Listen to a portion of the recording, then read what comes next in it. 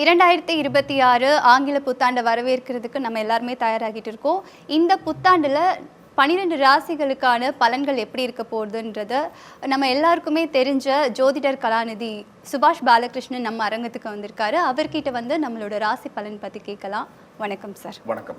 முதல்ல எடுத்தோம்னா மேஷ ராசி நேயர்கள் தான் இருக்காங்க. ஸோ அவங்களுக்கு வந்து இந்த வருஷம் எப்படி இருக்க போகுது, அவங்களோட பண வரவு எப்படி இருக்குது, அது மட்டும் இல்லாமல் சனி பயிற்சியெலாம் வேறு இருக்குன்னு சொல்கிறாங்க. ஸோ அவங்களுக்கு நீங்கள் என்ன சொல்ல போகிறீங்க? மேஷராசி என்பவர்களுக்கு காலபுருஷ தத்துவத்துடைய முதல் வீடு மேஷம். எல்லாத்துலேயும் முந்திக்கணும். பிடிவாத குணம், அதீத கோபம், அவசரம், இதெல்லாமே மேஷராசியோடைய பிறந்தது. எல்லாருக்கும் அல்ல, இதில் உள்ள அஸ்வினி பரணி கிருத்திகை நட்சத்திரங்களில் பாதங்களில் கூட மாற்றங்கள் வரும்.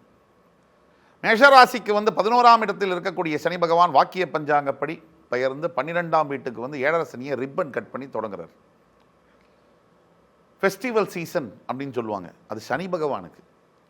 மேஷராசிக்காரர்களுக்கு உடனே ஒரே பயம், 7.5 சனி வருங்கிறாரே, ஐயோ ஏதாவது வேலையில் ஆல்ரெடி மேலே வந்து உட்காந்துருக்கான் என் மேனேஜரு, சரியாகவே இல்லை, என் பொண்டாட்டிக்கும் சனீஸ்வரனுக்கும் எனக்கு வித்தியாசமே தெரியல.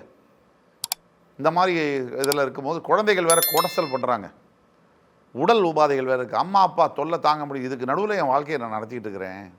இதுக்கு நடுவில் இந்த ஜோசியர் வேறு மேஷராசிக்கு 7.5 சனிங்கிறாரு, நான் எங்கே போவேன்? எங்கேயும் போக வேண்டாம். மார்ச் 6ஆம் தேதி அன்று சனிப்பெயர்ச்சி, அதாவது கும்பராசியிலிருந்து வாக்கிய பஞ்சாங்கப்படி பெயர்ந்து மீனராசிக்கு வரக்கூடிய சனி பகவான் சரியாக 3 மாதம் மட்டும் நீங்கள் கவனமாக இருக்கணும். ஜூன் 2ஆம் தேதியே கடவுள் உங்களுக்கு அந்த விடிவு காலத்தை கொடுக்கிறார். குரு மிதுன ராசி உங்களுடைய 3ஆம் வீட்டிலிருந்து 4ஆம் வீடு என்று சொல்லக்கூடிய கடகத்திற்கு பெயர்ந்து உச்சம் பெற்று மறுபடி 9ஆம் பார்வையாக சனியை பார்க்கும் பொழுது உங்களுடைய வாழ்க்கையில் மறுபடி ஒளி வீசும். அதாவது பிரச்சனைகள் வரும், வந்து சால்வ் ஆகும். ஆனால் அந்த 3 மாதம் ரொம்ப ஜாக்கிரதையாக இருக்கணும் ப்ரோ, இப்போல்லாம் சொல்லக்கூடியது. அதனால் ஏன்னா அது பண்ணலைன்னு சொன்னால் பின்னாடி வந்து அந்த விளைவுகள் வந்து நம்மளே சந்திக்கிறோம். நம்ம வந்து என்னென்னா அதை பார்க்குறோம், என்னெல்லாம் பிரச்சனைகள் சனினால் வரும். ஃபஸ்ட்டு 7.5 சனினா என்ன, சனினா யாருன்னு நீங்கள் புரிஞ்சுக்கணும். 7.5 சனின்னு சொல்கிறது வந்து 7.5 வருஷம் சனி பகவான் வந்து உங்களுக்கு பிரச்சனை கொடுக்குறது அவருடைய வேலை. அவருக்கு நிறைய நல்ல வேலையெல்லாம் இருக்குது. எந்த ஒரு மனிதனும் தான் இருக்கின்ற நிலையிலிருந்து அடுத்த நிலைக்கு உயர வேண்டும் என்றால், நம்மால் உயர்வுனாலே தப்பாக புரிஞ்சு வச்சுருக்கான். பணத்தில் பணக்காரனாகிறது, பங்களா கட்டுறது, பதவியில் பெருசாக வரும், இதெல்லாம் உயர்வு அல்ல. உயர்வுனா பக்குவத்தில், வாழ்க்கையை அணுகுகின்ற முறையில், புரிதல் அளவு, இதுதான் உயர்வு. கடவுளோட எந்த அளவுக்கு நீங்கள் கனெக்ட் ஆகிறீங்க டிவைனாக, அதுதான் உயர்வு. உயர்வுனா ஆள் உயரமாக உயர்வு, அது இல்லை உயர்வு. உயர்வு, இந்த உயர்வு மனிதர்களை புரிந்து கொள்வதில், சிச்சுவேஷன் சர்க்கம்ஸ்டன்சஸ், சந்தர்ப்ப சூழ்நிலைகளை எப்படி நீங்கள் கையாளுறீங்க, அந்த இதில் உயர்வு உங்களுடைய ஞானம். ஆக இந்த உயர்வுகளை உங்களுக்கு தரணும்னா பார்த்து கற்றுக்கிறவன் புத்திசாலி, பட்டு தெரிஞ்சுக்கிறவன் ஞானி. இதைத்தான் சனி பகவான் உங்களுக்கு செய்கிறார். ஒரு வீட்டில் அப்பா என்ன பண்ணுவார், எல்லார்ட்டையும் கெட்ட பேர் வாங்கிக்குவார், எல்லாரையும் கண்ணாமண்ணான்னு கத்துவார், அடிப்பார். ஆனால் உண்மையிலே அந்த வீட்டுக்கு நல்லது செய்கிறது யார்?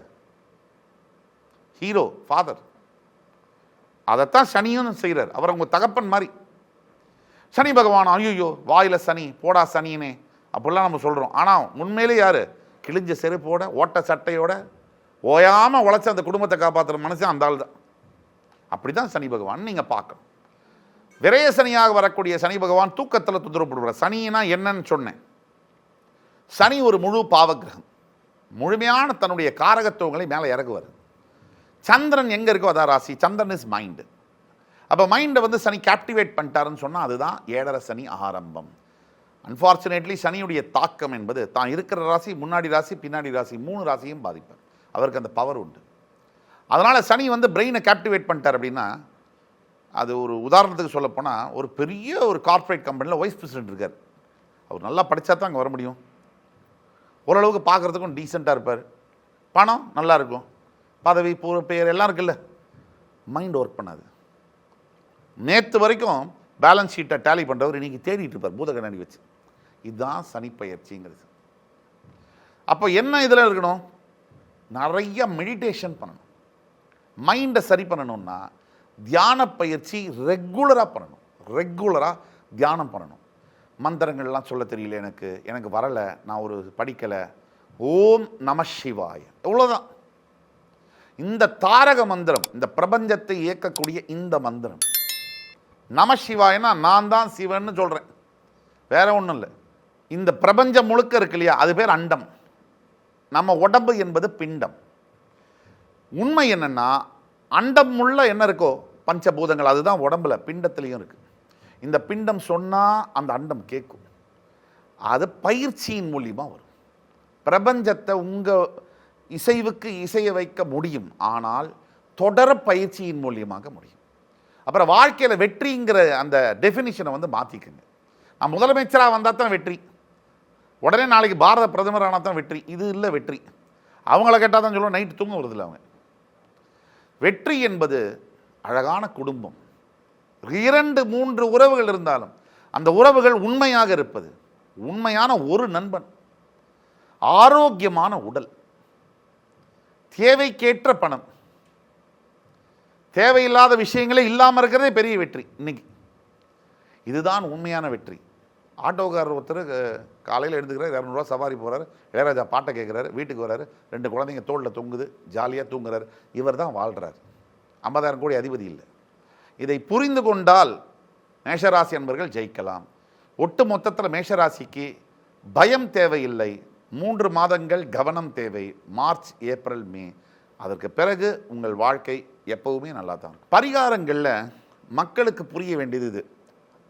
அவுட் சைடு உங்களுடைய ஞானம், உடல், அதுக்கு அவுட் சைடு நீங்கள் செய்யக்கூடியது. இன்சைடுன்னு ஒன்று இருக்குது.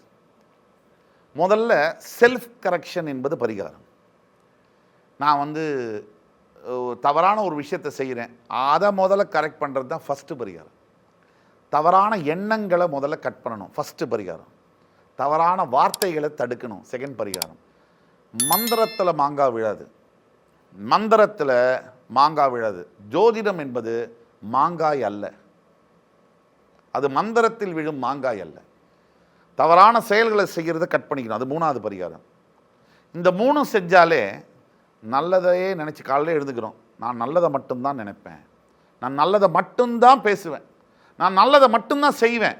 இதை விட பெரிய பரிகாரம் என்ன இருக்குது? அப்போ வாழ்க்கை மட்டும் எப்படி தப்பாக போகும்? தப்பாக போனாலும் அவன் என்ன பைத்தியமா? அவன் மேலே பார்த்துட்டு இருக்கிறான். எங்கே போய் சுற்றினாலும் சரி, மழை வந்த போது குடை ஒன்று உண்டு, இருள் வந்த போது விளக்கொன்று உண்டு, பகை வந்த போது துணை ஒன்று உண்டு, எதிர்காலம் ஒன்று எல்லோருக்கும் உண்டு. இந்த வரிகளை மறுபடி நான் சொல்லக்கூடிய காரணம், இதோடைய ஆழம் புரிஞ்சுக்கணும். கஷ்டத்தில் இருக்கிறவங்களை கடவுள் தனியாக விட்டதே இல்லை, சரித்திரமே இல்லை. அது மாதிரி நல்லவனை விட்டுருவார், போடா எங்கேயாவது போய் பொழைச்சிக்க. கஷ்டப்படுறவங்க பக்கத்துலேயே உட்காந்துருப்பார். கஷ்டப்படுறவங்களை கடவுள் விட்டதில்லை, பார்க்குறார். நீ இதை பாஸ் பண்ணி வா, உன்னை நான் தாங்குறேன், அவர் என்றைக்கும் விட்டதில்லை. அதனால் அதுதான் மிகப்பெரிய பரிகாரம். செயல் பண்ணக்கூடிய பரிகாரமாக ஈஸ்வரன் அருகாமையில் இருக்கக்கூடிய கோவிலுக்கு சென்று உங்களுடைய பெயரில் அர்ச்சனை செய்து மறுபடி கால பைரவர்களுக்கு உணவும் நீரும் அளிப்பது மிக சிறந்த பரிகாரமாக இருக்கும்.